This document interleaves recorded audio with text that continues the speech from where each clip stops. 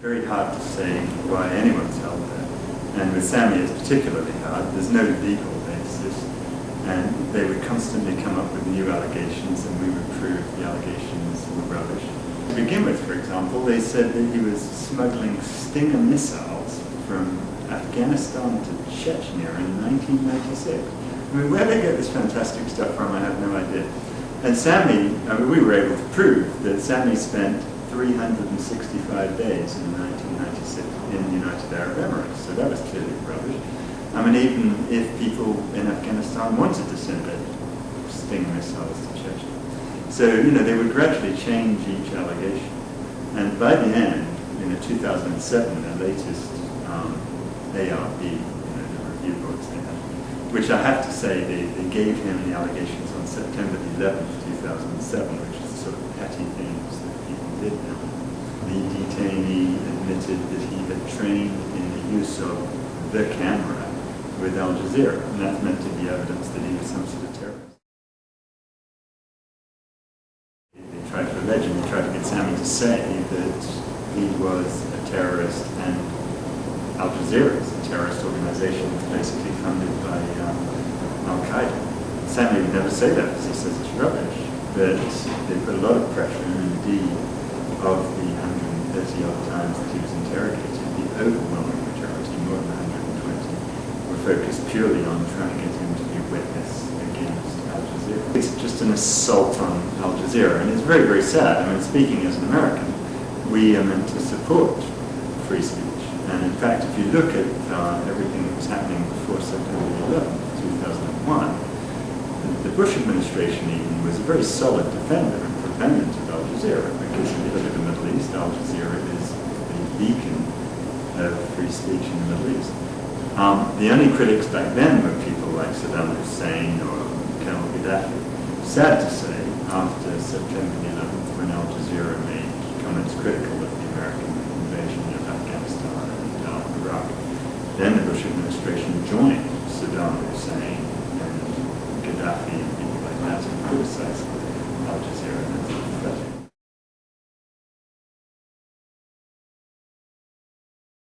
There is absolutely no justification made for Sami's release. In fact, if you ask them, they'll tell you that he remains a very dangerous terrorist. He was not cleared for release.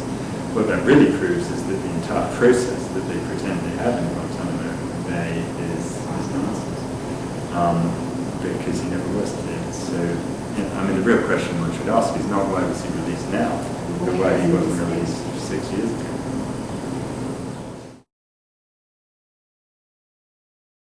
Well, it was a building coalition for Sami. It was quite hard in the other days. When I first got involved in his case, there was no one on his side. And one thing I'd be quite critical of both the government, and by that I mean Sudan and Qatar in the other days, weren't doing anything. Neither was Al Jazeera. But then neither were any Western media organizations, which I think is a real issue. But gradually people got a lot better. And so by the end, I got to say I have nothing but praise for the first Al Jazeera, who were absolutely firm and would have Sami on television every day, every hour, effectively. Then the Qatari government was very effective in its pressure, I think. The Sudanese government finally came around and started pressing for his release, and then different groups. RSF, I'm very grateful to you, thank you for doing that, and it's good. And so, some other news organizations, the BBC, finally went to bat for Al Johnson, who had himself been kidnapped, and issued a statement for him.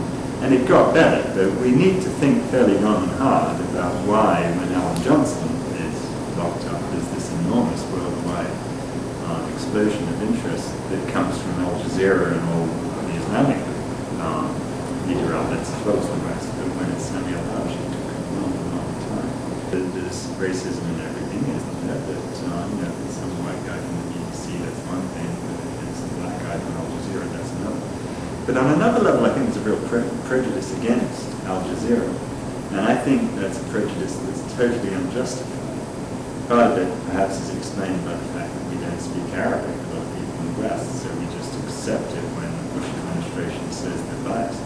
I got to say, I've spent a lot of time at Al Jazeera now, and I'm not going to pretend that they're perfect, but if I had to compare them to Fox Television, there is absolutely no doubt which is more objective and which is a better news organization. So I think we need to reassess our own judgment on Al Jazeera, which we can do better now because they have an English channel and you can watch it for yourself and see what you think. One of the things that I found reprehensible was ABC News here in America and their coverage of Sami's liberation, because the Pentagon issued their standard propaganda rubbish, which was to say that Sami al-Haj was faking the fact that he was physically infirm when he got to Sudan. You know, this is incredible that people publish that sort of thing without getting the other side. Because the truth is, Sami had done 478 days of hunger strike. When you think about the IRA hunger strikers back in the 1980s, the maximum anyone did was 70 days. Sami had done 478 days. Then when he got on the plane, his indignities continued. When he was on the plane coming back from Guantanamo Bay, he was shackled the whole way, he had a hood over his head, he had earmuffs, blindfolded. He didn't drink anything, he didn't eat anything, he didn't go to the toilet for 20 hours when the plane went to Baghdad, stopped there, and then went on to Khartoum. And it's hardly surprising that he collapsed when he got to Khartoum, and I can attest, because I was there in Khartoum in the hospital with him a little bit later, that he was in very dire straits when he got there, and the doctors were worried that he wouldn't survive. On the other hand, within 2 or 3 days he was doing a lot better, and the mere fact that the first time he was fed voluntarily in a year and a quarter was when his wife